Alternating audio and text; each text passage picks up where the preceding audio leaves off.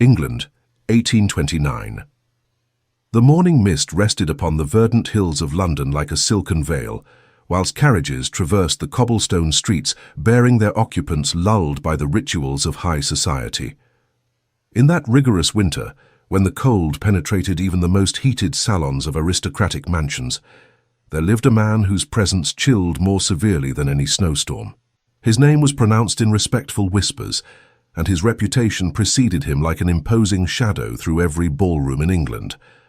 Alexander Wrenwood, the Duke of Harrington, possessed a fortune that rivaled that of the Crown itself, lands that extended across entire counties, and a title that traced back 3 centuries of uncontested nobility. Yet it was not his properties that caused gentlemen to avert their gaze when he entered a room, nor was it merely his wealth that made ladies' hearts flutter with nervous anticipation. It was something far more intangible, far more compelling. Alexander possessed an aura of absolute command, a voice that resonated with unwavering authority, and eyes of such penetrating grey that they seemed to pierce through pretense and falsehood with surgical precision. At 32 years of age, the Duke had perfected the art of emotional distance. He moved through society with the calculated grace of a chess master, each gesture measured, each word carefully selected. His countenance remained perpetually composed, whether discussing matters of Parliament or declining yet another matrimonial proposition from ambitious mammas. He had learned, through years of navigating the treacherous waters of aristocratic society, that vulnerability was weakness, and weakness was unacceptable for a man of his station. The creation of this impenetrable fortress had not occurred overnight. Alexander's childhood had been marked by strict discipline and emotional austerity. His father, the previous duke, had been a man who believed that sentiment corrupted judgment and that affection weakened character. Young Alexander had been raised in isolation from warmth, taught that his value lay solely in maintaining the family's prestigious reputation and expanding its already considerable influence. When his mother had died during his 10th year, his father had forbidden him to weep, stating that dukes did not indulge in such vulgar displays of emotion. Alexander had obeyed. He had buried his grief so deeply that eventually he forgot where he had hidden it. He had transformed himself into precisely what his father demanded: a man of iron will and frozen heart, capable of navigating society's complexities without the inconvenient complications of genuine feeling. When his father passed away 8 years ago, Alexander had assumed the title with the same emotional detachment he applied to all aspects of his existence, never questioning whether this life of carefully maintained distance was truly living at all. The ladies of the ton spoke of him in hushed, reverent tones. They adorned themselves in their finest silks and jewels, hoping to capture even a moment of his attention. They practiced their most winning smiles, their most elegant curtsies, their most charming witticisms. Yet the Duke remained unmoved, observing their performances with the detached interest of one watching actors upon a stage. He understood the game perfectly because he had mastered it long ago. A discreet smile here, a calculated compliment there, and they would surrender their hearts willingly, never knowing they had touched nothing of his own. Lady Caroline Ashford had pursued him relentlessly for 2 entire seasons, deploying every stratagem her considerable beauty and cunning could devise. She had positioned herself strategically at every event he attended, had engineered countless accidental encounters, had even staged a compromising situation that might have forced a proposal from a gentleman of lesser resolve. Alexander had simply walked away, unmoved by her tears and threats, his reputation for coldness only enhanced by the incident. Miss Penelope Hartworth, daughter of an earl and renowned for her musical accomplishments, had attempted to touch his heart through art. She had performed exclusively for him at gatherings, had sent him poetry she claimed to have composed in his honor, had even commissioned a portrait of herself, which she had presented as a gift. Alexander had thanked her politely, hung the portrait in a rarely visited corridor, and never thought of either the painting or its subject again. Countless others had tried and failed, each attempt only reinforcing Alexander's conviction that women were uniformly calculating creatures seeking elevation through marriage, that genuine sentiment was merely a performance designed to manipulate, and that his heart was better kept locked away where it could neither be exploited nor wounded. He had convinced himself that this was sufficient, that the ordered predictability of his existence was not merely acceptable, but preferable. Love, he believed, was a foolish sentiment indulged by poets and dreamers, an affliction that clouded judgment and weakened resolve. He required no such complications in his meticulously arranged life. His days followed precise patterns, mornings devoted to estate management, afternoons to parliamentary responsibilities, evenings to obligatory social appearances. He maintained cordial but distant relationships with his peers, employed servants who knew better than to engage him in unnecessary conversation, and structured his life to minimize any possibility of emotional disruption. Until the evening when everything changed. The winter ball at Lady Pemberton's estate was attended by the finest families in England. Crystal chandeliers cast dancing shadows upon silk-gowned ladies and impeccably dressed gentlemen as they waltzed across polished floors. The air hummed with laughter, gossip, and the subtle orchestrations of matrimonial ambitions. Alexander attended out of obligation rather than desire, his presence fulfilling social expectations whilst his mind remained elsewhere, contemplating estate matters and parliamentary business that awaited his attention.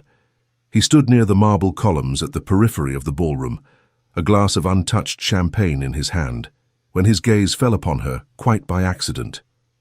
At first, she appeared merely as another young lady among many, distinguished only by her position at the very edge of the gathering, standing slightly apart from the glittering crowd. But something about her stillness caught his attention in a way that the animated performances of others could not. Arabella Montgomery was not dancing. She was not laughing gaily with friends, nor casting hopeful glances toward eligible gentlemen. She simply stood there, her hands clasped gently before her, watching her younger sister command the attention of every gentleman within proximity. Her gown, a modest creation in pale blue silk, lacked the elaborate embellishments favored by other ladies, yet its simplicity suited her in a manner that the Duke found unexpectedly arresting. What struck Alexander most profoundly, however, was her expression. There was no bitterness in her countenance as she observed her sister's triumph, no envy darkening her features. Instead, she wore a look of serene acceptance, tinged perhaps with a melancholy so subtle that only the most observant would perceive it. She appeared utterly content to remain unseen, as though she had long ago accepted her role as the forgotten daughter, the overlooked sister, the invisible woman in a room full of those desperate to be noticed. Alexander found himself analyzing this curious phenomenon with the same intense focus he applied to parliamentary debates.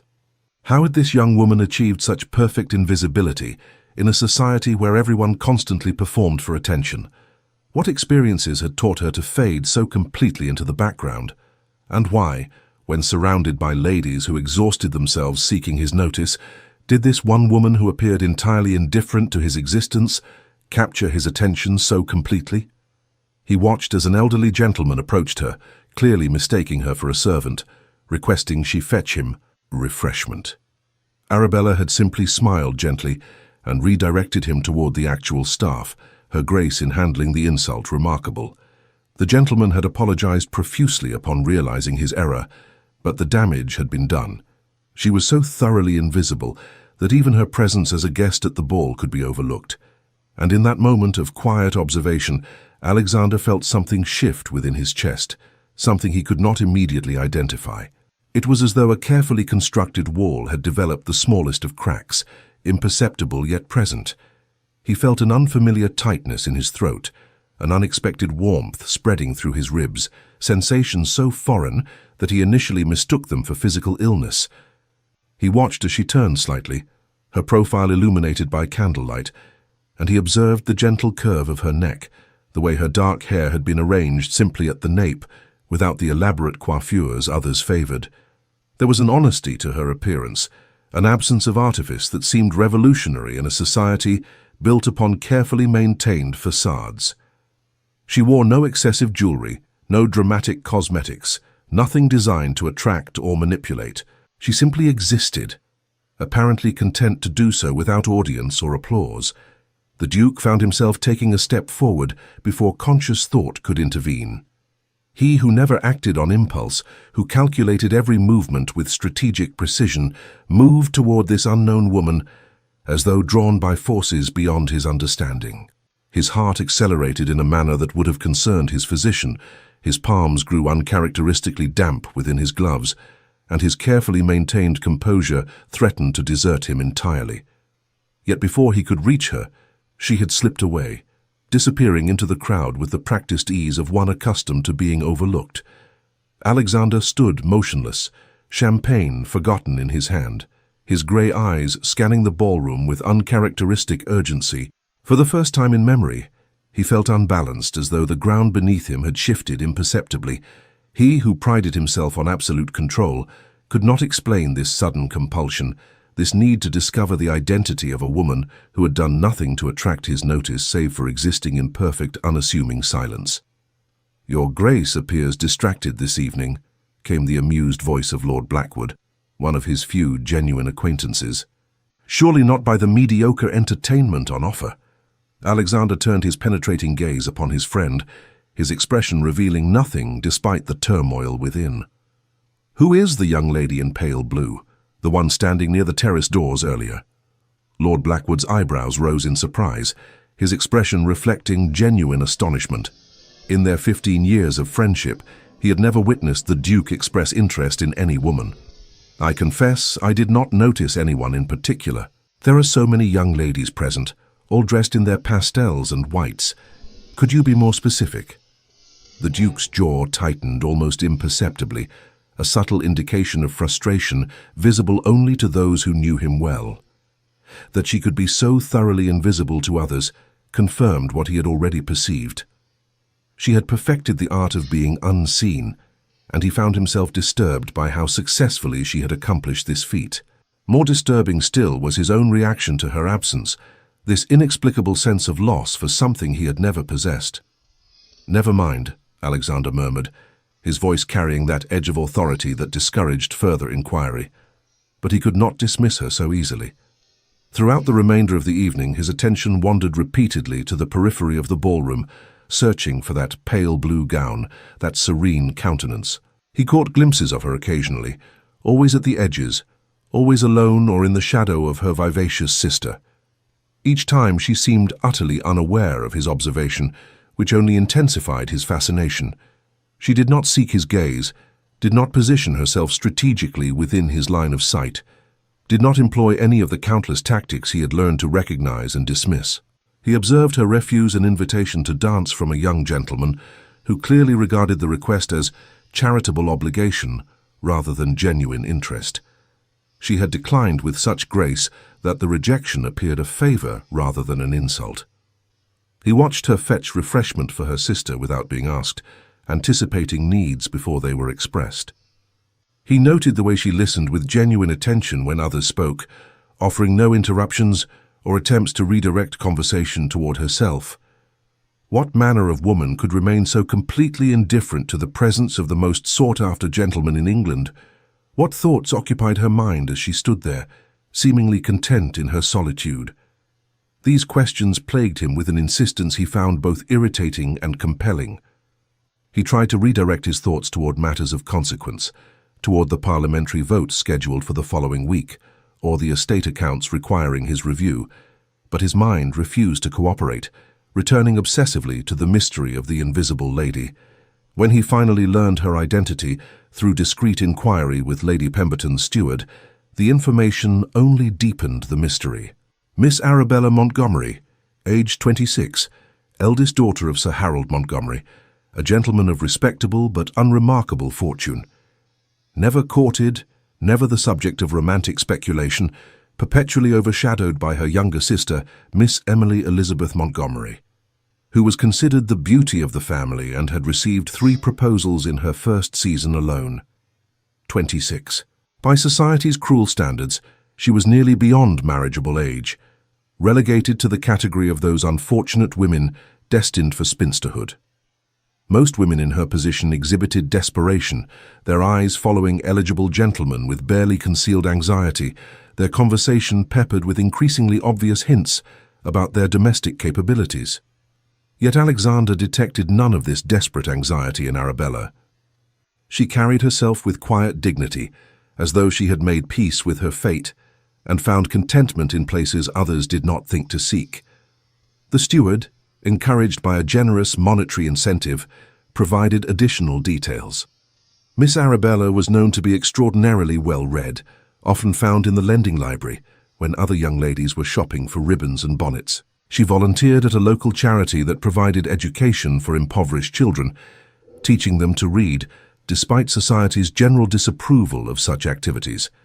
She was reported to possess a gentle temperament, never speaking ill of anyone despite ample provocation, and was beloved by the Montgomery servants for her kindness and consideration.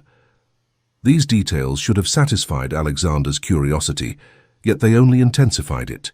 Here was a woman of substance, of genuine character and accomplishment, hidden in plain sight while society celebrated superficiality and performance. The injustice of it disturbed him in ways he could not fully articulate, awakening something that might have been righteous anger on her behalf, or perhaps recognition of his own complicity in a system that valued appearance over authenticity. In the days that followed, the Duke found his thoughts returning to her with troubling frequency. He, who had never permitted any woman to disturb his mental equilibrium, discovered himself wondering about her daily routines, her thoughts, her dreams. He imagined her in that lending library, selecting volumes with careful consideration, her face illuminated with intellectual pleasure as she discovered some new philosophical argument or poetic expression. He pictured her with those impoverished children, patient and encouraging, as she guided their hands across slate tablets, celebrating their progress with genuine joy. These imaginings embarrassed him. Alexander Wrenwood, Duke of Harrington, had never indulged in romantic fantasy. He had always regarded such mental wanderings as wasteful and undignified, yet he found himself unable to prevent them. During parliamentary sessions, his mind would drift to wonder what she might think of the legislation under discussion. While reviewing estate accounts, he would imagine her response to various philanthropic opportunities. Even during his morning routine, he caught himself selecting waistcoats based on which color she might find pleasing. A consideration so absurd that he actually laughed at himself, a sound so unusual that his valet had inquired whether His Grace was feeling quite well. It was ridiculous, he told himself repeatedly. Absurd that a man of his position should become preoccupied with a woman who had not even acknowledged his existence. He had important responsibilities, significant matters demanding his attention. He could not afford to waste mental energy on foolish infatuation, particularly for someone so utterly unsuitable for a duchess. She possessed no significant fortune, no impressive family connections, no social prominence that would benefit the Harrington legacy. A prudent man would dismiss these thoughts immediately and redirect his matrimonial considerations toward someone appropriate. Yet Alexander discovered that prudence and his heart were no longer in agreement. Pride demanded that he dismiss these peculiar ruminations and return his attention to matters of consequence. Yet pride, that reliable companion that had governed his actions for so many years, found itself challenged by something more potent. For the first time since childhood, Alexander found himself wanting something beyond duty and reputation. He wanted to know this woman, to understand her, to discover whether the connection he felt was genuine or merely the product of novelty and curiosity. 3 weeks passed before Alexander encountered her again, 3 weeks during which he exercised uncharacteristic patience, despite an urgency that surprised him. He had taken to riding through Hyde Park during the unfashionable morning hours, ostensibly for exercise but secretly hoping to glimpse her. His servants had noted the Duke's unusual behavior with carefully concealed astonishment, for their master had never before deviated from his rigidly maintained schedule for any reason, much less for one as frivolous as a morning ride. His head groom had initially questioned whether His Grace truly wished to ride at such an hour, when the park would be nearly deserted, and there would be no one of consequence to observe his excellent horsemanship. Alexander had silenced the inquiry with a look, then felt immediate remorse for his harsh response. The groom had only spoken from long experience of the Duke's preferences, unaware that those preferences had undergone recent, inexplicable revision. On a frost-touched morning, when his breath formed clouds in the cold air and the park lay nearly deserted, save for a few determined riders and early servants conducting errands, he discovered her seated upon a weathered bench beneath a bare oak tree. She held a small volume in her gloved hands, completely absorbed in its pages, apparently oblivious to the cold that made others seek the warmth of their homes. Her cheeks bore the rosy flush of chill air, her breath visible in small puffs as she read, utterly content in her solitary communion with literature. Alexander reined in his horse with more force than necessary, causing the animal to toss its head in protest. He steadied the gelding with practiced ease, while his heart performed acrobatics that would have alarmed him had he paused to consider them. From his elevated position, he studied her for a long moment, observing the way morning light touched her features with unexpected tenderness, the slight furrow of concentration between her brows as she read, the gentle rise and fall of her breath in the frigid air, the unconscious way she occasionally smiled at whatever passage held her attention. She appeared utterly at peace, completely content in her solitary communion with literature. There was something sacred about the moment, something that made him hesitant to intrude upon this private joy. She had found happiness in simplicity, in the pleasure of words and ideas, requiring neither audience nor validation. He envied that contentment, even as he longed to be part of it, to understand what brought that gentle smile to her lips, to share in whatever wisdom or beauty she had discovered within those pages. Yet the desire to speak with her, to finally hear her voice directed toward him, rather than merely overheard in passing, overcame his customary restraint and his reluctance to disturb her peace. Dismounting with practiced ease, Alexander approached her with measured steps, suddenly uncertain of himself in a way he had not experienced since adolescence. What would he say? How would he justify this intrusion? She had given him no invitation, no encouragement, no indication that his attention would be welcome. For a man accustomed to women actively seeking his notice, this reversal left him feeling vulnerable and exposed. He stopped at a respectful distance, clearing his throat gently to announce his presence, aware that she had not yet perceived his approach, so absorbed was she in her reading.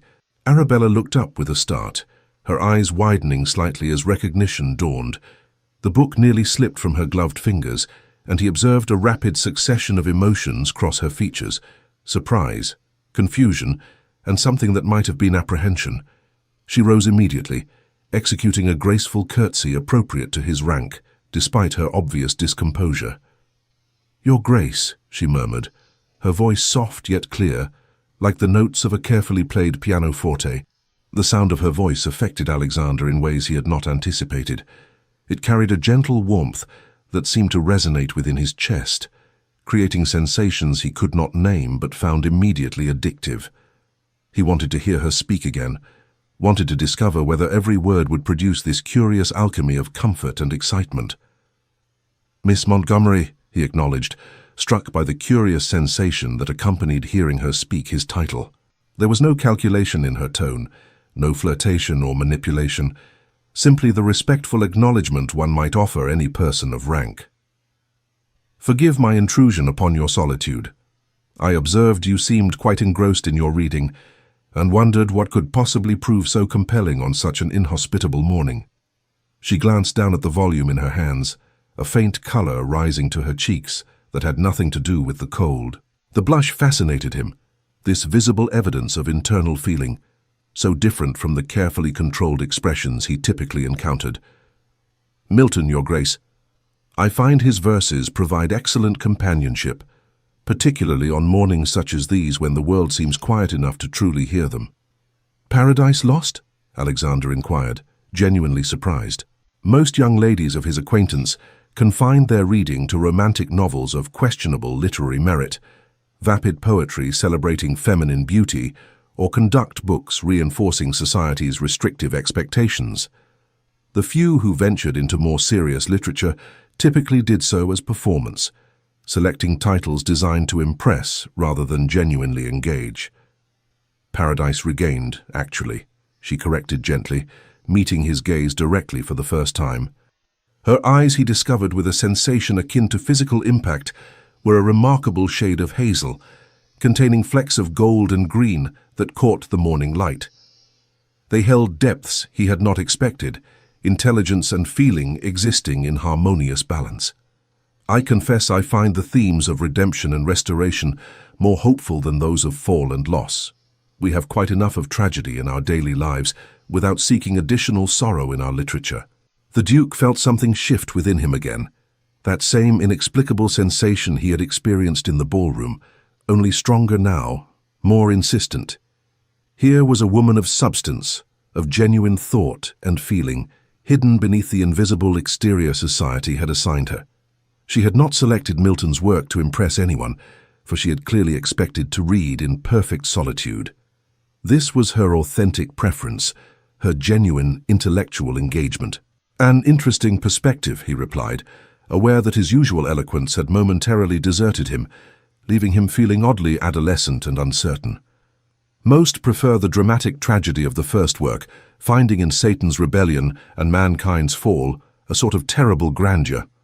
Perhaps, Arabella said softly, her gaze returning to the book in her hands as though seeking refuge there. But I believe we need stories that remind us redemption is possible, that our failures need not define us permanently, that even after great loss we might find restoration. Milton understood that the greater courage lies not in falling grandly, but in rising humbly. There was no self-pity in her words, only a gentle wisdom that spoke of personal struggles overcome through quiet strength. Alexander found himself wanting to know everything about her, to understand what had shaped this remarkable woman who stood before him with such unpretentious grace. What failures had she overcome? What losses had she endured? What had taught her to seek redemption narratives over tragedy? "Might I join you?" he asked, gesturing toward the bench. The request was unprecedented for him. This duke who maintained careful distance from all but his closest associates, who never placed himself in situations that might suggest intimacy or particular interest. Arabella hesitated, clearly surprised by the request, genuine confusion evident in her expression. She glanced around the deserted park, as though seeking explanation for this bizarre situation, perhaps wondering if she had somehow misunderstood his intentions or if this was some elaborate jest at her expense. But good manners prevailed over confusion. "Of course, Your Grace, though I fear I am poor company for one accustomed to more refined society. I have little talent for witty conversation or clever repartee." "On the contrary," Alexander said, settling beside her with a care to maintain proper distance despite an inexplicable desire to move closer, to eliminate the space between them. "I suspect you may prove the most genuine company I have encountered in quite some time. I find myself weary of wit that serves only to display cleverness rather than communicate meaning, of conversation that sparkles on the surface whilst offering nothing of substance beneath." They sat in companionable silence for several moments, an unusual circumstance for the Duke, who typically filled conversational pauses with practiced pleasantries designed to maintain control of social interactions. Yet with her, silence felt not awkward but natural, as though words were unnecessary to establish understanding. He found himself acutely aware of her proximity, of the subtle scent of lavender that clung to her garments, of the gentle sound of her breathing in the quiet morning air. The silence stretched, but it was not uncomfortable.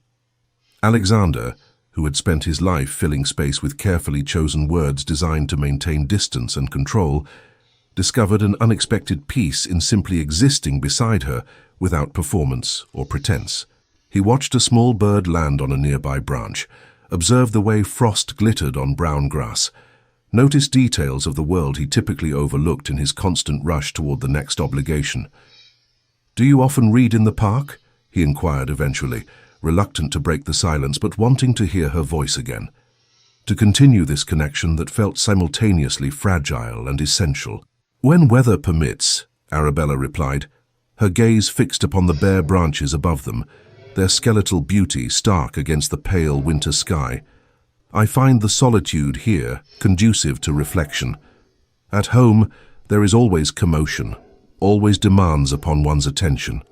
Mama is forever planning social engagements for Emily, Papa concerns himself with matters of finance and property, and the servants bustle about their duties. Here I can simply be myself without expectation or judgment, without needing to be anyone other than who I truly am.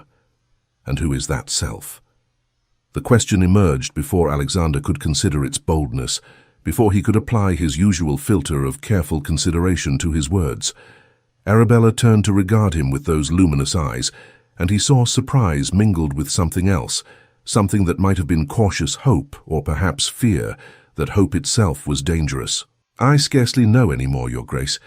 I have spent so long being invisible, so long being defined by what I am not rather than what I am, that I sometimes wonder if there is anything substantial beneath the surface others refuse to see. Am I truly a person, or merely an absence where a person ought to be?" The admission pierced something deep within Alexander's carefully defended heart. He recognized in her words an echo of his own isolation, though manifested differently. While he had built walls of ice and authority to keep others at distance, she had been forced into invisibility by the cruelty of societal indifference. Both had learned to protect themselves through emotional withdrawal, yet hers had been imposed rather than chosen. "I see you," he said quietly, the words carrying more weight than he intended, more truth than he typically permitted himself to speak. The moment he uttered them, he felt exposed, vulnerable in a way he had not experienced since childhood, as though he had revealed something fundamental about himself that could be used against him. Arabella's breath caught audibly, a sharp intake of surprise that seemed to encompass more than mere shock at his words. For a moment, she appeared vulnerable in a way that made Alexander want to shield her from every hurt the world had inflicted upon her invisible presence, to stand between her and every person who had failed to see her value. Then, as though remembering herself and her place in the established social order, she offered a small, sad smile that broke something within him. "So you are very kind, Your Grace, but we both know that gentlemen of your station notice ladies like my sister, not women like myself. I am perfectly at peace with my circumstances, truly I am." "Then perhaps I am not like other gentlemen," Alexander replied with unusual intensity, leaning slightly toward her despite his ingrained habits of proper distance. "No," Arabella agreed softly, studying him with newfound interest, her hazel eyes searching his face as though seeking to read truth written there. "I suspect you are not. The Duke of Harrington is reputed to be cold and distant, yet you sit here on a frozen bench discussing Milton with a woman no one else bothers to notice. That suggests either madness or a complexity your reputation does not encompass." Alexander found himself smiling, a genuine expression that felt strange on features more accustomed to calculated displays or severe neutrality. "Perhaps both. I confess I cannot entirely explain my presence here, only that I find your company remarkably restful. You make no demands, offer no performances, seem entirely content to simply be. That is an extraordinary rarity in my experience." "Because I have nothing to gain," Arabella replied with unexpected frankness. "Women pursue you because you are a duke, because you represent security and status and social elevation. I have long since accepted that such prizes are not meant for women like me, so I need not exhaust myself in futile pursuit. This allows me a certain freedom to simply be myself, inadequate though that self may be." "You are not inadequate," Alexander said firmly, surprised by the vehemence in his own voice. "You are remarkably well-read, clearly intelligent, possess genuine kindness and demonstrate admirable strength in maintaining grace despite circumstances that would embitter most. These qualities far exceed the superficial accomplishments society celebrates." Arabella looked at him with wonder, as though he had spoken in a foreign tongue or performed some inexplicable magic. "Your Grace, you hardly know me. How can you possibly make such assessments?" "I am an excellent judge of character," he replied. "It is a skill necessity taught me, and I recognize authenticity when I encounter it, rare though such encounters may be." They spoke for nearly 2 hours, their conversation ranging from literature to philosophy, from observations about society's absurdities to quieter reflections on the nature of happiness and fulfillment. Alexander discovered in Arabella a mind of remarkable depth and sensitivity, combined with a gentle wit that emerged unexpectedly, making him laugh in a way he had not done in years. She challenged his assumptions without confrontation, offered perspectives he had not considered, and listened to his ideas with genuine interest, rather than the calculated attention he typically received. She did not flatter him, did not simper or employ the calculated charm he had come to expect from women seeking his favor. Instead, she spoke to him as an equal, offering opinions that occasionally contradicted his own, yet doing so with such gracious respect that disagreement became dialogue rather than confrontation. When she argued that Milton's Eve deserved more credit for her intellectual curiosity than condemnation for her disobedience, he found himself reconsidering interpretations he had held for years. When she gently questioned whether parliamentary reform should not extend beyond property holders to include all citizens, he discovered perspectives that challenged his comfortable assumptions. More significantly, she asked him questions no one else thought to pose. Not questions about his properties or political influence, but genuine inquiries about his thoughts and feelings. What had inspired his interest in parliamentary service? Did he find fulfillment in his responsibilities? What did he read for pleasure rather than duty? Had he always been so serious, or had circumstances shaped him thus? Her questions unnerved him precisely because they sought to know him as a person rather than a duke, to understand Alexander rather than merely interact with Harrington. He found himself answering with unusual honesty, sharing thoughts and feelings he typically kept carefully guarded, surprising himself with his own candor. When finally they parted, Alexander found himself reluctant to leave, a sensation entirely foreign to his experience. He, who typically fled social obligations at the earliest opportunity, wished to prolong this encounter indefinitely. The prospect of returning to his empty estate, to his carefully ordered but emotionally barren existence, held no appeal whatsoever. "Might I call upon you, Miss Montgomery?" he asked as he prepared to depart, his heart accelerating with nervousness he had not felt since his first speech in Parliament. Arabella's expression revealed her astonishment, her eyes widening with shock that appeared entirely genuine. "Your Grace, surely you cannot mean to—" "That is, I am hardly the sort of lady that dukes pay calls upon. My family is respectable but unremarkable. I possess no significant accomplishments, and I am well past the age when gentlemen find ladies interesting. Nevertheless, I should like to call upon you if you would permit it," Alexander persisted, recognizing his own determination with some surprise. He, who typically approached all matters with calculated caution, found himself pursuing this connection with uncharacteristic urgency. She searched his face, perhaps seeking signs of jest or cruel mockery, but finding only sincerity in his steady grey gaze. "Then yes, Your Grace. Though I warn you, my parents will likely assume you have come to see Emily. She is everything I am not. Young, beautiful, accomplished, and very much the sort of lady that dukes pursue. Then I shall endeavor to make my intentions perfectly clear from the outset," Alexander replied, surprising himself with his determination to ensure no confusion existed regarding whom he sought. As he rode away, he glanced back once to see her still standing there, the forgotten book in her hands, watching him with an expression of wonder that made his heart perform peculiar acrobatics within his chest. For the first time in his carefully controlled life, Alexander felt something beyond duty or obligation. He felt hope, anticipation, and the terrifying vulnerability of genuine emotion. True to his word, the Duke presented himself at the Montgomery residence the following afternoon. The modest townhouse in Bloomsbury could not compare to his own palatial estate in Mayfair, yet he noted its comfortable gentility with approval. The brick exterior was well maintained, if somewhat aged. The small front garden showed evidence of careful tending, despite winter's barrenness, and the brass knocker gleamed from recent polishing. This was a home of people who took pride in what they had, even if what they had was modest by aristocratic standards. A startled butler admitted him, clearly unaccustomed to receiving such distinguished visitors. The elderly man actually stammered while taking Alexander's card, his hands trembling slightly as he beheld the Harrington crest. Your Grace!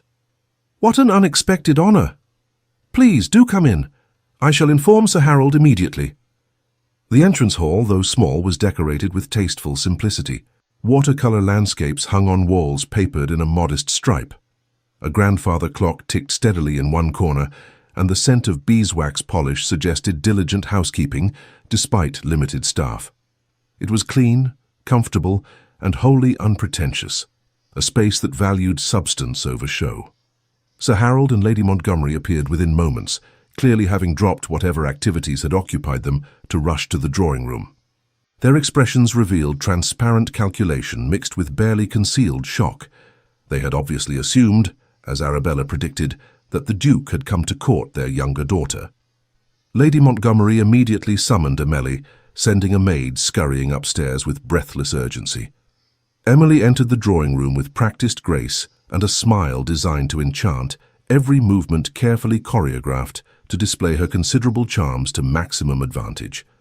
She had clearly been schooled extensively in the art of attracting gentlemen, and she deployed her considerable arsenal with confidence. Her gown of pale pink muslin was cut to flatter her youthful figure. Her golden curls were arranged in an elaborate style that had likely required her maid's attention for an hour, and her blue eyes sparkled with calculated warmth. "Your Grace," Sir Harold said obsequiously, his tone carrying the mixture of respect and opportunistic hope that Alexander found tedious, "what an honor to receive you in our humble home.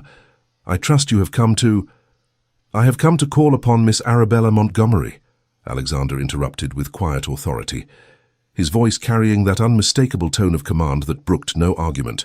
He noted the shock that registered on every face save Arabella's, who had just entered the room behind her sister, her expression suggesting she had expected precisely this confusion. "Arabella," Lady Montgomery repeated, as though the name were foreign to her, as though she could not quite comprehend why anyone would seek her elder daughter's company. "Surely your Grace means Emily. Perhaps you misspoke." "I mean precisely whom I stated," the Duke replied coolly, his grey eyes hardening slightly at the woman's obtuseness and the implicit insult to Arabella. "If Miss Arabella is available to receive me, I should be most grateful for the opportunity to speak with her." Arabella stepped forward, her composure admirable despite the unprecedented circumstances and her family's barely concealed shock. "I am available, Your Grace." The tension in the room was palpable, thick enough to slice with a knife. Emily's practiced smile had frozen into something rather less attractive, transforming into a rictus of confusion and wounded pride. Sir Harold appeared utterly bewildered by this unexpected turn, clearly struggling to comprehend why the most eligible bachelor in England would seek his elder daughter, when the younger, prettier one stood readily available. Lady Montgomery looked as though she might faint from sheer confusion, her hand fluttering to her throat as she attempted to process this incomprehensible development. Alexander, however, paid them no attention. His focus remained entirely upon Arabella, as he requested permission to walk with her in their modest garden, properly chaperoned, of course. Lady Montgomery, recovering from her shock with visible effort, quickly agreed, assigning a maid to accompany them at a discreet distance. The garden, though small, had been arranged with thoughtful care. Winter had stripped the roses of their blooms, but the structure of the garden revealed aesthetic sensibility. A small fountain stood at the center, currently still in deference to freezing temperatures, and gravel paths wound between dormant flower beds that would likely prove charming in spring. "I must apologize for my family's reaction," Arabella said softly once they were outside, her breath forming small clouds in the cold air. "They meant no disrespect to your Grace. They are simply unaccustomed to gentlemen calling upon me specifically." "Then they have been remarkably foolish," Alexander replied frankly, "though I confess their blindness has worked to my advantage. Had others recognized your exceptional qualities, you might already be married, and I would have lost my opportunity to know you." Arabella stopped walking, turning to face him directly, her hazel eyes searching his face with intensity. "Your Grace, I must speak plainly, for I find myself utterly confused by your attentions. Why are you here? What purpose does this serve? I am not beautiful like Emily, not accomplished in the ways society values, not young enough to be considered a good match, and not possessed of fortune or connections that would benefit your position. So I ask again, why?" Alexander appreciated her directness, this refreshing honesty that cut through social pretense to address the heart of the matter. "Because in a world full of performance and artifice, you are genuine. Because when I speak with you, I feel understood rather than merely admired. Because your company brings me a peace I did not know I was missing. Because you see me as a man rather than merely a title and fortune. Are those reasons insufficient?" "They are extraordinary reasons," Arabella whispered, tears gathering in her eyes that she blinked back rapidly. "But, Your Grace, you must understand that I have no experience with courtship, no understanding of these games that others play so skillfully. I do not know how to be coy or mysterious, or any of the things gentlemen supposedly find attractive.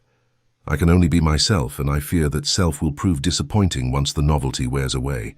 I am not seeking novelty, Alexander said firmly, taking a step closer to her, close enough to see the gold flecks in her eyes, close enough to catch that subtle scent of lavender that clung to her. I am seeking authenticity, which you possess in abundance. I am seeking genuine conversation rather than calculated flirtation, which you provide without effort. I am seeking a woman of substance rather than superficial charm, and I have found her in you. But what of love? Arabella asked softly, vulnerability evident in every word.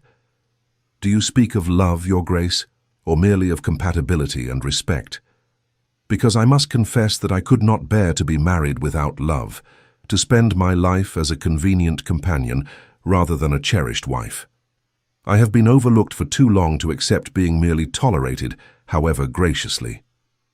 The question struck Alexander with unexpected force, exposing the very uncertainty he had been avoiding examining too closely. Did he love her? He hardly knew what love meant, having spent his entire adult life denying its existence or relevance.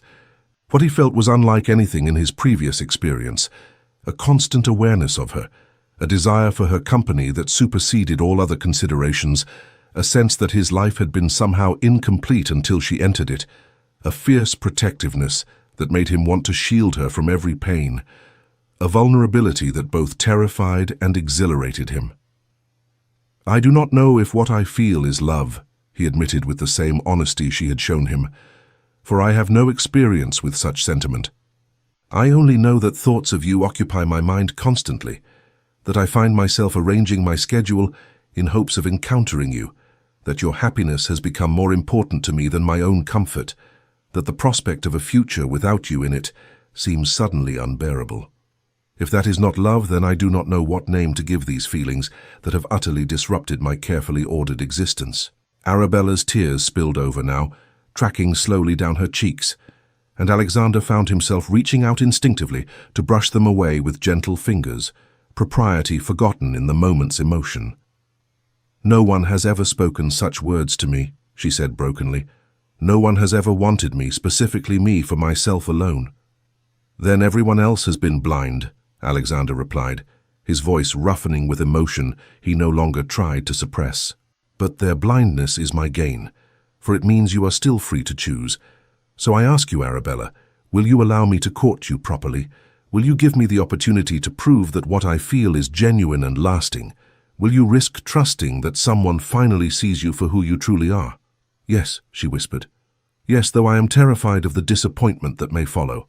There will be no disappointment, Alexander promised, hoping desperately that he could fulfill that vow, that these unprecedented feelings would prove as enduring as they felt powerful. The courtship that followed was unlike anything London society had ever witnessed. The Duke of Harrington, known for his coldness and emotional distance, pursued Miss Arabella Montgomery with single-minded determination that shocked the ton. He called upon her daily, sometimes twice daily if obligations permitted. He took her driving in Hyde Park during fashionable hours, deliberately ensuring that society witnessed his attentions. He escorted her to the theatre, to concerts, to art exhibitions, always attentive, always focused entirely upon her, rather than acknowledging the stares and whispers that followed them everywhere. The gossip was relentless and often cruel. How could the Duke choose such an unremarkable woman when beauties like Lady Caroline still pined for him? What spell had this aging spinster cast to capture England's most eligible bachelor? Surely this infatuation would pass once he came to his senses and recognized his mistake. But the gossip only strengthened Alexander's resolve.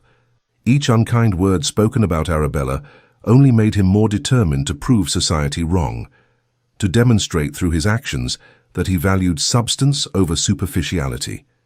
He began declining invitations to events where he knew Arabella would not be welcomed or would be treated dismissively. He withdrew his support from certain social figures who spoke disparagingly about her. He made it clear through both word and deed that insulting Miss Montgomery was equivalent to insulting the Duke himself. For Arabella, this period was simultaneously wonderful and terrifying. She blossomed under Alexander's devoted attention, gaining confidence she had never possessed. Her smiles came more easily, her observations grew bolder, and slowly she began to believe that perhaps she was worthy of love after all. Yet fear lingered beneath her happiness, fear that this dream would shatter, that she would wake to find herself once again invisible and alone. Alexander sensed her lingering doubt and worked patiently to dispel it.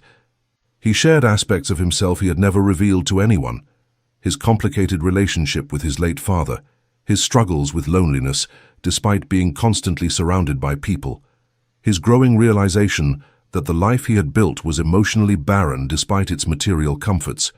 He wanted her to understand that she was not the only one transformed by their connection, that he too was learning and growing and becoming someone new. They spent hours in conversation, discovering shared interests and complementary differences. She introduced him to poets he had never read, philosophers he had dismissed, perspectives he had never considered. He exposed her to political debates, economic theories, and the complex realities of managing vast estates and responsibilities.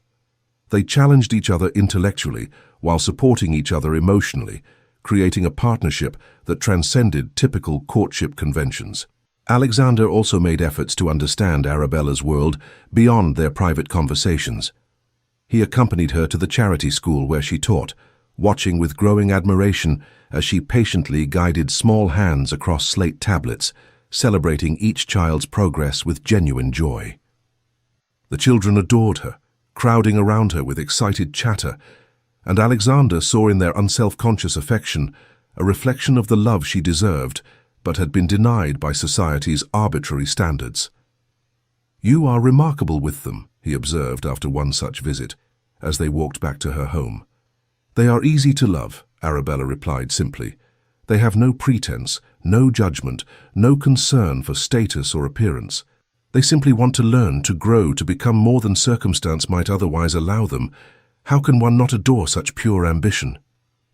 "You see yourself in them," Alexander realized suddenly. "You understand what it means to be overlooked based on circumstances beyond one's control." "Perhaps," Arabella admitted, "but more importantly, I believe everyone deserves the opportunity to be seen, to be valued, to reach their potential regardless of birth or fortune. These children have as much right to education and opportunity as any aristocrat's offspring." Her passion on this subject stirred something within Alexander, a desire to use his considerable influence toward more meaningful purposes than merely maintaining tradition and accumulating wealth. What if we could expand the school? What if we could create more such opportunities? Arabella's eyes widened with hope and excitement. "Do you truly mean that, or are you simply being kind?" "I mean it absolutely," Alexander assured her. "I have resources and influence that I have used primarily for my own benefit, or to maintain systems that advantage people like myself. What if I could deploy those resources towards something genuinely meaningful? Would you help me understand how to do so effectively?" And thus began a partnership that extended beyond romance into shared purpose. They began planning together, envisioning ways to create educational opportunities for children who would otherwise be denied them, discussing how to challenge societal structures that arbitrarily limited human potential based on birth rather than ability. These conversations deepened their connection, moving beyond personal attraction into genuine partnership. Alexander discovered that love was not merely feeling but action, not simply emotion, but shared commitment to purposes larger than oneself. Arabella discovered that being valued meant being consulted, being trusted with important decisions, being treated as an equal partner rather than a decorative possession. Yet amid this deepening connection, Alexander still hesitated to speak of marriage. Some part of him, that deeply ingrained caution learned through years of emotional self-protection, resisted taking the final step toward complete vulnerability. What if he proposed and she rejected him? What if marriage changed what they had, introducing obligations and expectations that destroyed the easy intimacy they had developed?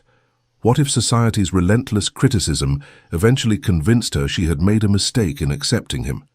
These fears were irrational. He recognized that intellectually. Yet knowing fears are irrational does not eliminate them, and Alexander found himself paralyzed between desire and apprehension. The turning point came on an evening in early spring, When the garden at Harrington Manor had begun to wake from winter's sleep, Alexander had invited Arabella to view his extensive rose gardens, which were legendary throughout England. She had accepted with quiet pleasure, accompanied by her maid as propriety demanded, though by this point society had largely accepted that the Duke's courtship was serious and enduring. As they walked among the budding plants, Alexander found himself studying her profile in the fading light. Spring had dressed her in soft green muslin that complemented her coloring beautifully, and the gentle evening air had brought color to her cheeks and a glow to her eyes. She paused occasionally to examine a particularly beautiful specimen, her expression reflecting pure appreciation, untainted by any desire to possess or display. She loved beauty for its own sake, not for what it might reflect upon her, and that genuine appreciation moved him deeply. "You are very quiet this evening, Your Grace," Arabella observed, turning those remarkable eyes upon him. "Have I said something to displease you?" "On the contrary," Alexander replied, "I am contemplating a matter of some significance and trying to summon courage I apparently do not possess." "You? Lacking courage?" Arabella smiled gently. "The Duke who faces down hostile parliamentary opposition without flinching, who defied all society's expectations in pursuing me, who stands unmoved before criticism that would devastate lesser men. What could possibly require courage beyond what you already demonstrate daily?" "This," Alexander said simply, and withdrew from his pocket a small velvet box. Arabella's breath caught audibly as understanding dawned. "Your Grace, please allow me to speak before my courage deserts me entirely," Alexander requested, his voice unsteady in a way it never was in Parliament or business negotiations. "These past months with you have been the most meaningful of my existence. You have shown me that there is more to life than duty and reputation, that vulnerability need not be weakness, and that the heart I believed frozen was merely waiting for the right person to thaw it." He opened the box to reveal a ring of extraordinary beauty, a large emerald surrounded by diamonds, set in platinum. "This stone's color reminded me of your eyes," he explained, "of the way they reflect both wisdom and warmth, depth and gentleness." "Miss Montgomery—" "Arabella," he continued, using her given name with tender emphasis. "These weeks in your company have taught me what love means. It means wanting another's happiness more than your own convenience. It means trusting someone with parts of yourself you have always kept hidden. It means building a life together based on mutual respect and shared purpose rather than mere obligation or social advantage. I have spent my life maintaining absolute control, building walls to protect myself from any sentiment that might compromise my position. Yet you have breached those defenses without even trying, simply by being authentically yourself. You have no artifice, no calculated charm. You are genuine in a world of pretense, and I find I can no longer imagine my life without you in it." Tears gathered in Arabella's eyes as she listened, her hands trembling slightly. The maid, maintaining proper distance, tactfully turned away to examine a particularly fascinating rosebush. "I am asking you to consider something that I never imagined I would ask any woman," Alexander continued, his voice rough with emotion. "Will you consent to be my wife?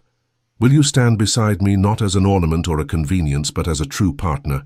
Will you help me become the man you have already glimpsed beneath the Duke's exterior? Will you allow me the extraordinary privilege of loving you for the rest of our days?"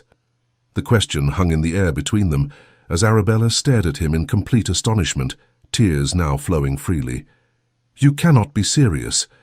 "I have never been more serious in my life," Alexander assured her with absolute conviction. "But you are the Duke of Harrington. You could marry anyone, any titled lady, any great beauty, anyone who would bring you advantage and enhance your position." "I do not want anyone else," Alexander said with quiet intensity, taking both her hands in his. "I want you, only you. You have shown me what my life was missing, what I did not even know I needed. You have given me peace, joy, purpose, and love. Please, Arabella, say yes." She stood trembling before him, tears streaming down her face as emotions she had suppressed for years broke free. "I never dared to dream. I thought I would spend my life invisible, forgotten. existing on the margins of everyone else's happiness, and now you offer me everything I never believed I could have.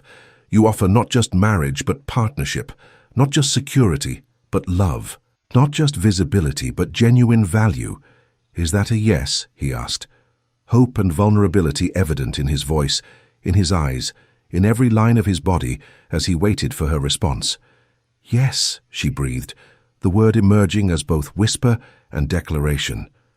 1,000 times yes, though I still cannot quite believe this is real, that you truly choose me, that I am not dreaming.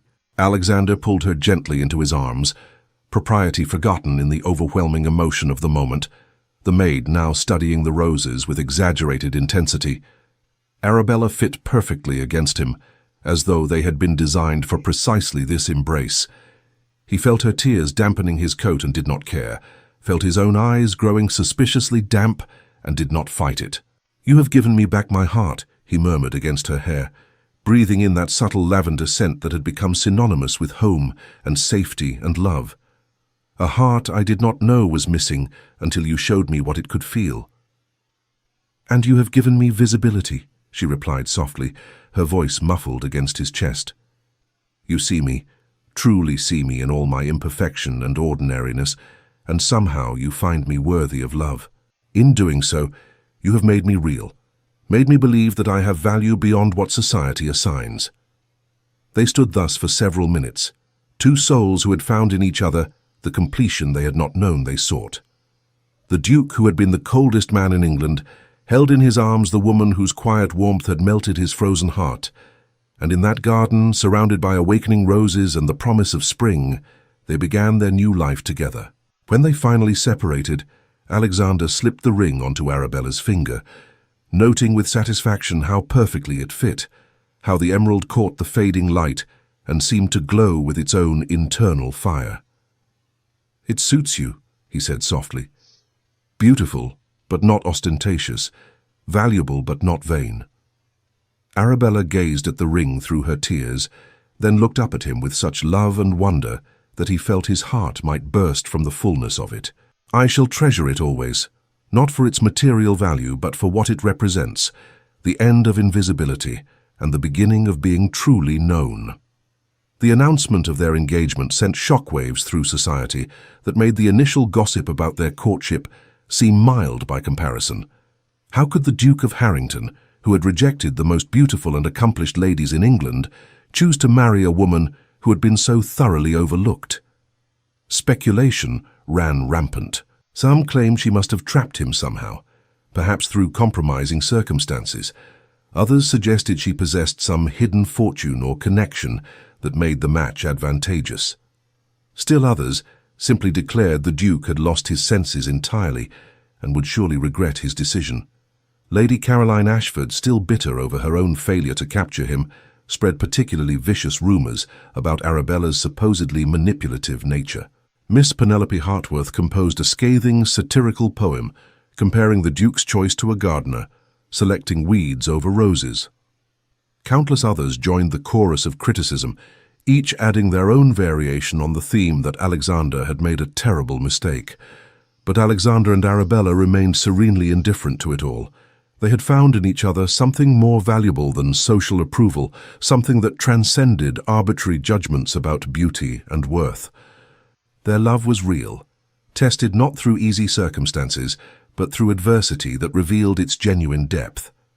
Lady Montgomery oscillated between pride at having a duke for a son-in-law and bewilderment that it was Arabella rather than Emily who had captured him. She attempted repeatedly to understand how this unexpected turn had occurred, interrogating Arabella about what strategies she had employed, what tricks she had used. The concept that her elder daughter had simply been herself, that authenticity rather than artifice had won the Duke's heart, seemed incomprehensible to her. Sir Harold, more practical and less concerned with social niceties, simply expressed gratitude for the advantageous match and relief that his elder daughter would be settled so well. His pride was evident when he walked through his club and received congratulations from other gentlemen, many of whom had previously pitied him for having an unmarriageable elder daughter. Emily, to her credit, eventually overcame her initial shock and jealousy to genuinely wish her sister happiness. The experience humbled her, forcing her to recognize that her beauty and accomplishments, while valuable, were not the only qualities worth possessing. She began treating Arabella with newfound respect, occasionally even seeking her advice, and their relationship improved considerably. The wedding was planned for June, allowing time for proper arrangements and giving society opportunity to adjust to this unprecedented union. Alexander involved himself in every detail, wanting Arabella to have precisely the wedding she desired, rather than the elaborate spectacle society might expect. They selected readings together, chose music that held meaning for both of them, designed a ceremony that reflected their values rather than merely their status. The weeks before the wedding passed in a blur of preparations and anticipation. Alexander found himself counting hours until he could see Arabella again, marking time by their meetings rather than by his usual schedule of obligations. His staff noticed the Duke smiling more, humming occasionally, displaying small signs of happiness they had never before witnessed. Arabella spent time learning about the extensive responsibilities that would come with being Duchess of Harrington. She met with Alexander's steward, his housekeeper, his estate managers, approaching each conversation with genuine interest and respect. She did not presume to immediately change established practices, but she asked thoughtful questions and offered observations that revealed her intelligence and good sense. The staff, initially skeptical of this unusual choice, gradually came to appreciate her kindness and capability. Alexander also took Arabella to meet his extended family, various cousins and distant relations who had specific expectations about whom he should marry. Most were initially skeptical, having heard society's criticisms, but Arabella won them over through her genuine warmth and evident love for Alexander. They saw how he looked at her, how he softened in her presence, how he laughed more freely and spoke more openly.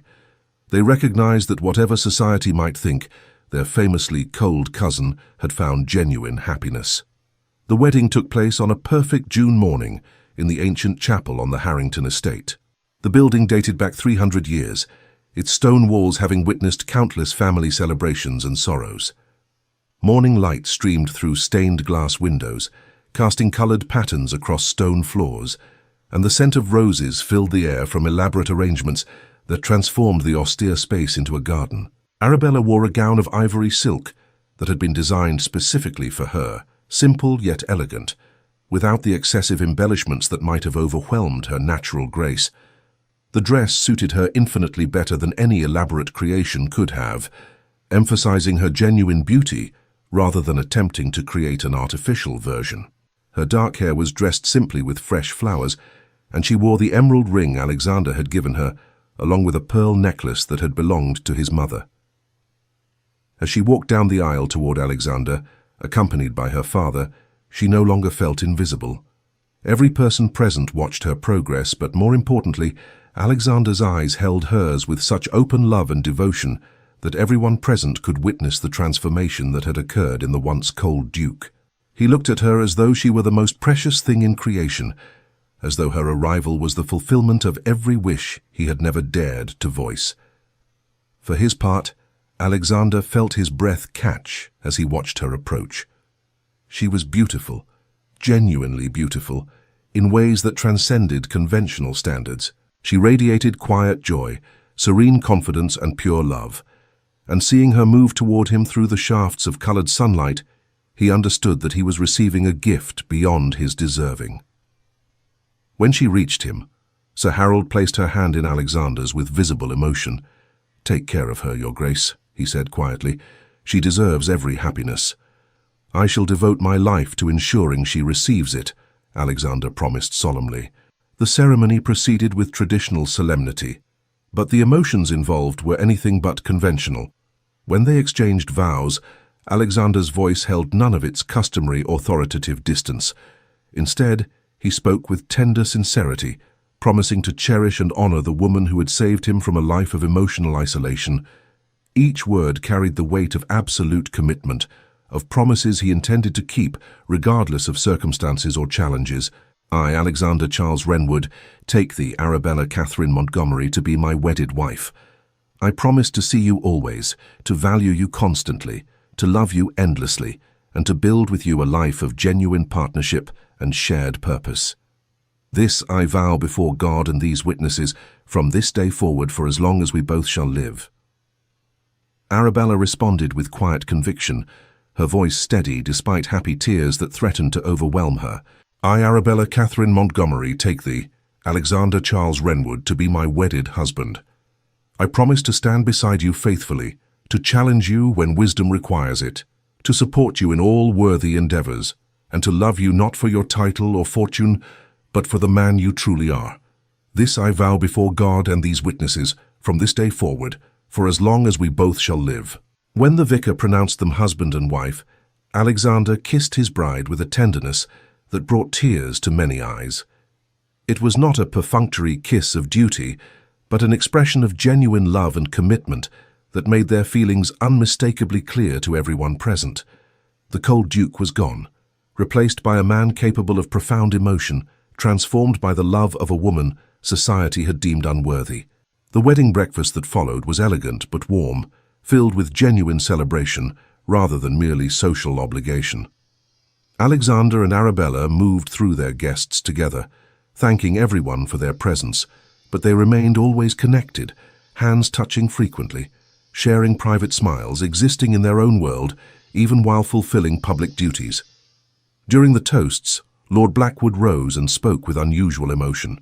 "I have known Alexander for 15 years, and I had concluded that the warmth and joy I witnessed in my own marriage would forever be denied to my friend.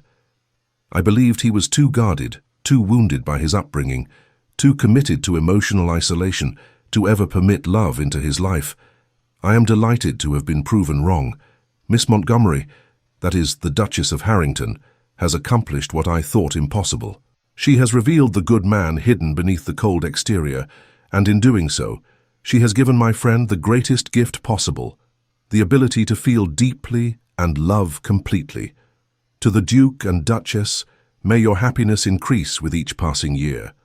The sentiment was genuine, and Alexander found himself genuinely moved by his friend's words. He squeezed Arabella's hand beneath the table, and she returned the pressure, their private communication requiring no words. Their life together proved the truth and depth of their love. Alexander, once considered the coldest man in England, became known for his surprising warmth and humanity. He smiled more readily, laughed more freely, and treated those around him with a kindness that astonished his former acquaintances. The servants at Harrington Manor, who had served him dutifully but without affection, gradually came to genuinely care for their employer as they witnessed his transformation. Arabella, once invisible, became beloved throughout their estates for her gentle compassion and genuine interest in the welfare of all who depended upon them. She learned the names of every servant, inquired after their families, ensured that their working conditions were fair and their wages adequate. She established schools on each of the Harrington properties, providing education for children who would otherwise have none. She created lending libraries, organized charitable activities, and generally deployed the considerable resources now at her disposal toward meaningful purposes. Together, they formed a true partnership. Alexander consulted Arabella on matters of estate management and even parliamentary business, valuing her perspective and insights. She brought to his attention issues he might otherwise have overlooked, particularly regarding how policies affected those without power or voice. He introduced her to influential figures who could help advance their shared philanthropic goals, using his position to amplify her voice and vision. They worked together on the expanded charity school, which grew from a single modest building to a network of institutions across their properties. They established scholarship programs allowing talented children of limited means to pursue advanced education. They funded research into improved agricultural techniques that could help tenant farmers become more prosperous. They supported artists and writers whose work might otherwise have gone unrecognized. Their efforts were not universally applauded. Some members of society criticized them for overstepping their appropriate role, for concerning themselves with matters that should be left to each individual's proper station. Lady Caroline, still bitter, declared that the Duke had become weak and sentimental, allowing his unfortunate wife to lead him into foolish philanthropy. But Alexander and Arabella remained undeterred, understanding that meaningful change often faced resistance from those invested in maintaining existing structures. They had 4 children over the years, 2 sons and 2 daughters, each one raised to value character over appearance, substance over status. Alexander proved a surprisingly devoted father, involved in his children's lives in ways his own father never had been. He read to them, played with them, answered their endless questions with patience and care. He wanted them to know they were loved unconditionally, that their value lay in who they were rather than what they achieved. Arabella mothered with the same gentle wisdom she brought to everything else. She was patient but firm, affectionate but not indulgent, ensuring their children understood both privilege and responsibility. She taught them to read early, to think critically, to question assumptions, to treat everyone with respect regardless of station. Together they created a family culture dramatically different from the cold formality that had characterized Alexander's upbringing. Harrington Manor, once austere and intimidating, became warm and welcoming. Laughter echoed through halls that had previously known only stern silence. Children's artwork hung in formal spaces, and family dinners featured lively conversation rather than rigid protocol. In the evenings, long after their children had been tucked into bed, the Duke and Duchess of Harrington could often be found in their library, reading together in comfortable silence or engaged in spirited discussions about literature, philosophy, and life. Sometimes Alexander would look up from his book to find Arabella watching him with that same serene expression he had first noticed at Lady Pemberton's ball so many years ago, and his heart would perform those same peculiar acrobatics even after years of marriage. "What are you thinking?" he would ask, though he had asked the question countless times, and she had answered it nearly as often. "That I am the most fortunate woman alive," she would reply, the answer consistent, though the depth of feeling behind it only increased with time. "No," he would correct gently, as he always did, "I am the fortunate one. You saved me, Arabella. You thawed a heart I believed frozen beyond redemption. You showed me what love means, what genuine partnership looks like, what happiness feels like." "We saved each other," she would respond with wisdom, born of their shared journey. "I was invisible until you chose to see me, and you were imprisoned in ice until I chose to believe in your capacity for warmth. We each gave the other what they most needed, recognition and trust. And in those moments, they would reach for each other's hands, these two people who had found in one another everything they had needed but never known to seek. Their fingers would intertwine with the easy familiarity of long practice, and they would sit thus for long moments, content in silence, secure in love, grateful for the unexpected journey that had brought them together. Years passed, and their love only deepened, acquiring layers and textures that only time can provide. They weathered challenges together, the death of Sir Harold, difficult parliamentary battles, the inevitable worries that come with raising children, financial pressures during poor harvest years. But each challenge only strengthened their bond, proving that their love was built on foundations solid enough to withstand storms. When Alexander was elderly, his hair silver and his face lined with time, he still looked at Arabella with the same wonder he had felt that first morning in Hyde Park. The passage of years had only made her more beautiful to him, her face more dear because it reflected their shared history, every line earned through laughter or tears they had experienced together. And she, her own beauty, matured into something even more radiant than youth, still saw in him the man behind the title, the tender heart beneath the aristocratic bearing. She knew his weaknesses and loved him despite them, knew his strengths and celebrated them, knew the full complexity of who he was, and cherished every aspect. On their 50th anniversary, surrounded by children, grandchildren, and those whose lives they had touched, Alexander raised a glass in toast to his wife. His hand trembled slightly with age, but his voice remained strong, carrying the same authority that had once intimidated so many. "To the woman who taught me that being truly seen is worth more than any title, any fortune, any protection that isolation provides. To Arabella, who showed this frozen duke that even the coldest heart can learn to love. To my wife, my partner, my dearest friend, the woman who gave meaning to my existence and joy to my days. May I prove worthy of her for whatever time remains to us." She smiled at him through happy tears, that same genuine smile that had captured his heart so many decades ago, unchanged by time in its essential warmth and authenticity.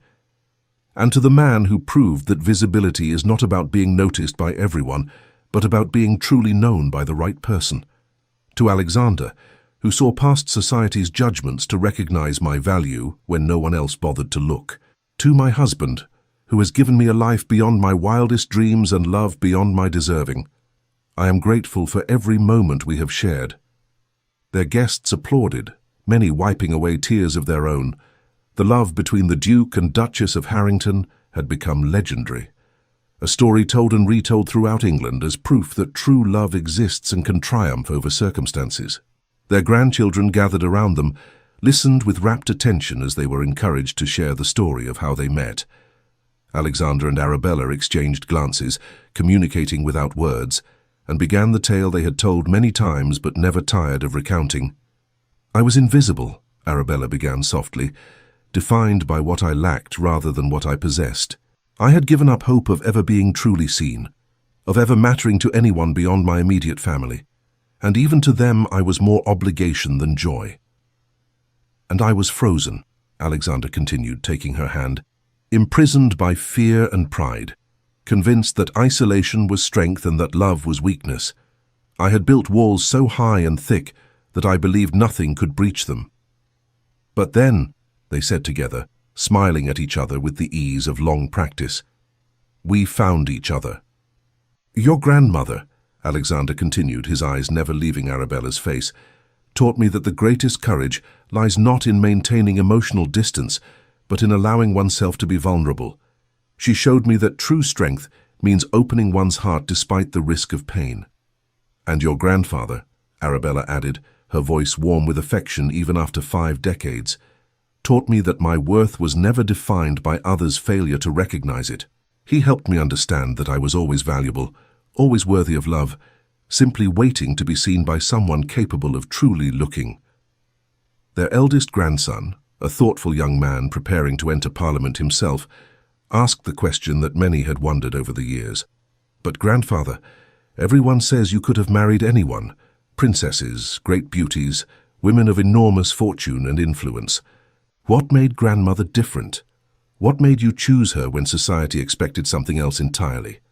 Alexander was quiet for a moment, gathering thoughts shaped by decades of reflection.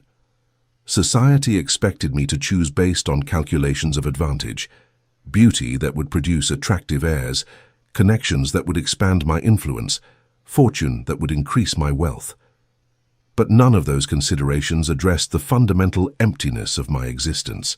I had everything except the one thing that truly matters, someone with whom to share life authentically. He squeezed Arabella's hand, feeling the familiar comfort of her presence.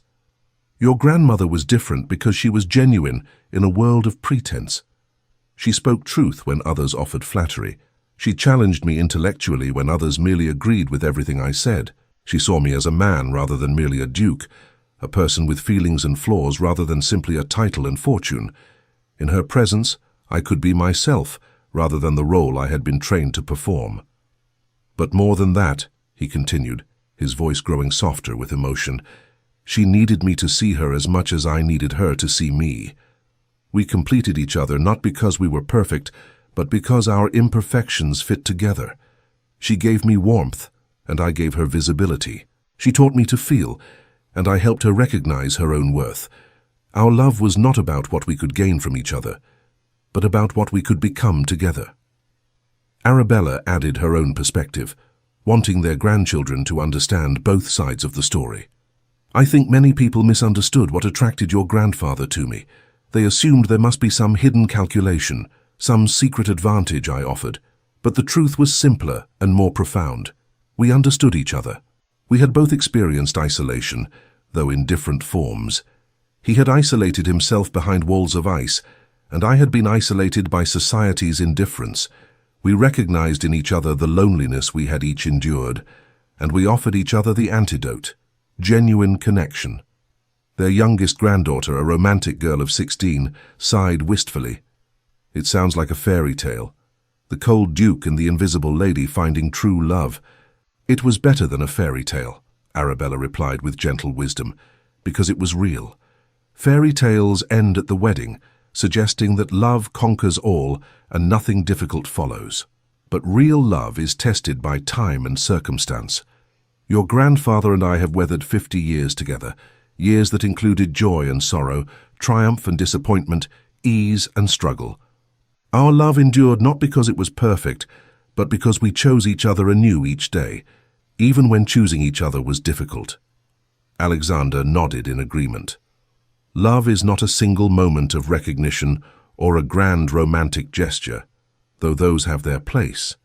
Love is the daily choice to see your partner truly, to honor them, to work through disagreements respectfully, to support their dreams, to forgive their failures, to celebrate their successes. It is built through countless small moments of kindness and consideration, through years of showing up for each other regardless of convenience.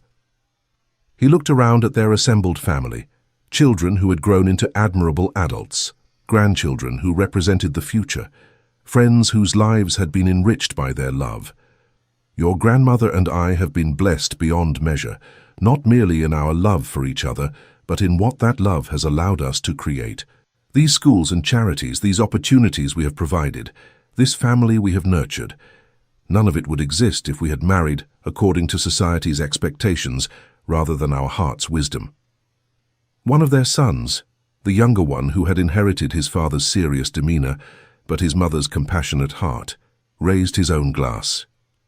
To parents who taught us by example what love truly means, you showed us that titles and wealth mean nothing if the heart remains empty, that true nobility lies in character rather than birth, and that the best legacy we can leave is not material fortune, but the example of lives well lived and love well shared. The celebration continued late into the evening, filled with music and laughter, stories and reminiscences. But eventually the guests departed. The candles burned low, and Alexander and Arabella found themselves alone in their private sitting room, as they had been countless evenings before. Alexander helped Arabella into her favorite chair near the fire, noting with tender concern how she moved more slowly now, how arthritis had stiffened her joints despite the best medical care available. He settled into his own chair beside hers, and they sat in comfortable silence watching flames dance across logs. 50 years, Arabella said softly, breaking the peaceful quiet. Sometimes it feels as though it has been forever, and sometimes it seems like yesterday that we met in Lady Pemberton's ballroom. Do you remember how frightened I was that first time you called upon me? I was certain you had made a mistake, that you would realize your error and withdraw your attentions. I remember, Alexander replied, his voice rough with emotion. I also remember my own fear, terror that you would reject me, that this unprecedented feeling I had discovered would be dismissed, that I would return to that cold, empty existence I had endured before knowing you. I had never needed anything before meeting you, had never felt vulnerable or exposed. You taught me that needing someone is not weakness, but the greatest strength. We were both so broken, Arabella reflected. You by your upbringing and your determination never to be hurt, and I by society's relentless message that I had no value. Separately, we would have remained trapped in our respective prisons. Together, we found freedom. Do you have any regrets? Alexander asked, a question he had never posed before, though he had sometimes wondered. Your life could have been quieter, simpler, without the burdens that came with being Duchess of Harrington. You could have found contentment in a smaller sphere, without the public scrutiny and criticism you endured. Arabella turned to look at him directly, her hazel eyes, still beautiful despite the years, still containing those flecks of gold that had first captivated him, filled with absolute certainty. Not a single regret. Yes, there were challenges. Yes, there were times when society's cruelty wounded me. Yes, the responsibilities were sometimes overwhelming. But I would endure it all again, every difficult moment, every criticism, every challenge, for the privilege of loving you and being loved by you. You gave me a life of meaning and purpose. You gave me family and home. Most importantly, you gave me yourself. The real you, not the cold facade you showed the world. How could I regret the greatest gift I have ever received? Alexander felt tears prick his eyes, something that still occasionally surprised him, even after decades of emotional thawing. I love you, Arabella. I have loved you since that morning in Hyde Park when I first truly spoke with you, Though I lacked the wisdom to name it then, I will love you until my last breath, and if there is anything beyond this life, I shall love you there as well." "And I love you, Alexander," she replied, reaching across the space between their chairs to take his hand. "You are the answer to prayers I never dared to speak, the fulfillment of dreams I told myself were foolish. You made me believe in my own worth, and in doing so you gave me the foundation for everything good in my life." They sat thus until the fire burned to embers, hands clasped, hearts united, two souls who had found in each other the completion that had eluded them separately.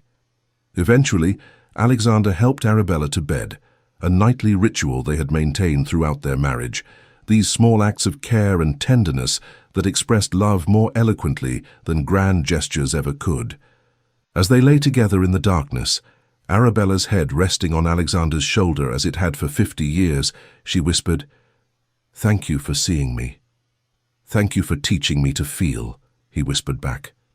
And in the morning, when sunlight streamed through their windows and their long-serving maid brought morning tea, she found them still entwined, having passed peacefully in the night, together even in death as they had been in life. The news of their simultaneous passing spread throughout England, carried by those who had known them and those who had only heard their story. It was unprecedented, remarkable, the kind of ending that poets would celebrate and romantics would sigh over. The cold Duke and the invisible lady, united in love for 50 years, had departed this world together, neither willing to exist without the other. Their funeral was attended by hundreds, family, friends, servants, and countless others whose lives they had touched through their philanthropic work. The charity schools they had founded closed for a day of mourning. The children they had taught and supported came to pay respects to the lady who had believed in them when no one else did. The tenants from their estates travelled long distances to honour the Duke and Duchess who had treated them with fairness and compassion. During the service, their eldest son spoke eloquently of parents who had exemplified love in its truest form. They taught us that love is not about possession or control, but about mutual respect and shared growth. They showed us that true partnership means celebrating each other's strengths while supporting each other through weaknesses.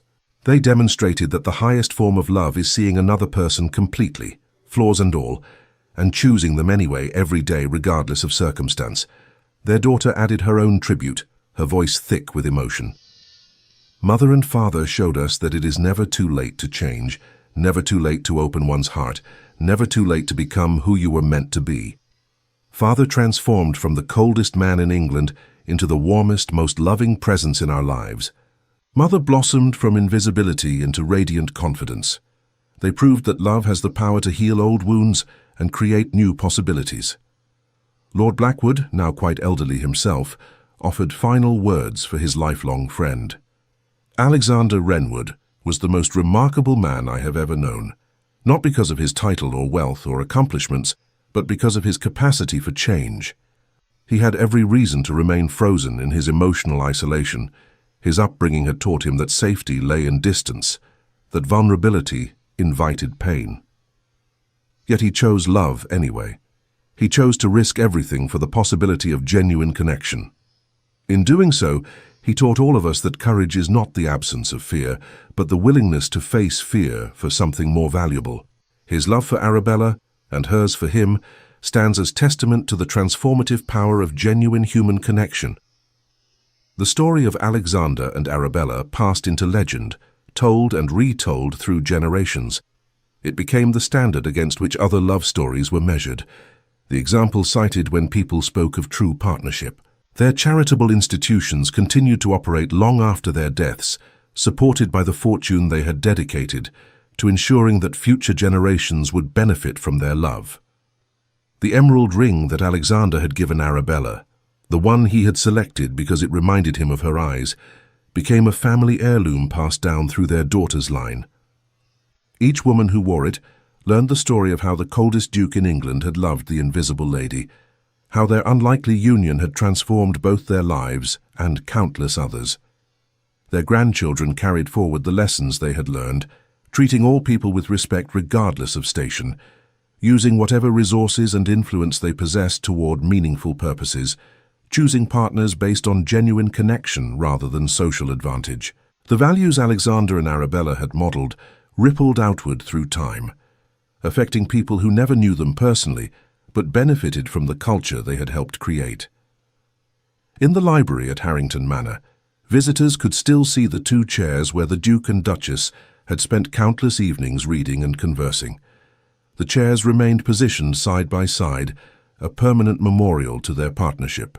On a small table between them rested two well-worn books, Arabella's copy of Paradise Regained and Alexander's volume of parliamentary history, their pages marked with notes in the margins, evidence of minds engaged and hearts connected. Above the fireplace hung a portrait commissioned for their 25th anniversary. The artist had captured them as they truly were, Alexander gazing at Arabella with undisguised love and admiration, and Arabella looking directly at the viewer with quiet confidence, her hand resting in her husband's. It was not a formal portrait emphasizing status and wealth, but an intimate representation of genuine partnership and affection. Those who studied it carefully could see in their eyes the depth of feeling that had sustained them through decades together. The portrait bore a simple inscription on its frame, words that Alexander had chosen and Arabella had approved. True love sees what others overlook. A message for every woman who has ever felt invisible. Dear reader, if you have journeyed with us through this tale of unexpected love and profound transformation, perhaps you recognize something of yourself in Arabella's story. Perhaps you too have felt overlooked, undervalued or invisible in a world that celebrates only certain kinds of beauty and worth. Perhaps you have wondered if anyone would ever truly see you, truly value you, truly choose you for yourself alone. Know this with absolute certainty. Your value is not determined by others' failure to recognize it. Like Arabella, you possess depths and strengths and beauty that transcend surface appearances and superficial judgments. The right person will see you, truly see you, and in that recognition, you will discover that you were never invisible at all. You were simply waiting to be seen by someone worthy of the privilege. Your worth is inherent, not assigned. It does not depend on meeting arbitrary standards of age or appearance or accomplishment. It does not require validation from those who are too shallow to perceive genuine value. You are enough, exactly as you are in this present moment. The love you deserve is not about being chosen from among many competitors, not about winning some contest or performing some role.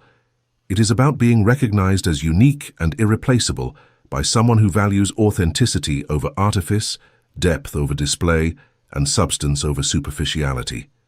Do not dim your light trying to fit into others' narrow definitions of value. Do not exhaust yourself performing for approval that will never satisfy because it is rooted in seeing you as interchangeable rather than extraordinary. Instead, shine with your own authentic brilliance. Cultivate your own genuine interests and passions. Become the fullest version of yourself possible. Trust that the right person will be drawn to that light like a traveler finding home after a long journey through darkness. And remember this, the story Arabella and Alexander created together did not begin when he first saw her. It began years earlier, in all the moments when she chose to maintain her integrity despite being overlooked, when she developed her mind through reading, when she served others through teaching, when she remained kind despite having ample reason for bitterness. She was always valuable, always worthy. She simply had not yet met someone capable of recognizing what she offered. The same is true for you.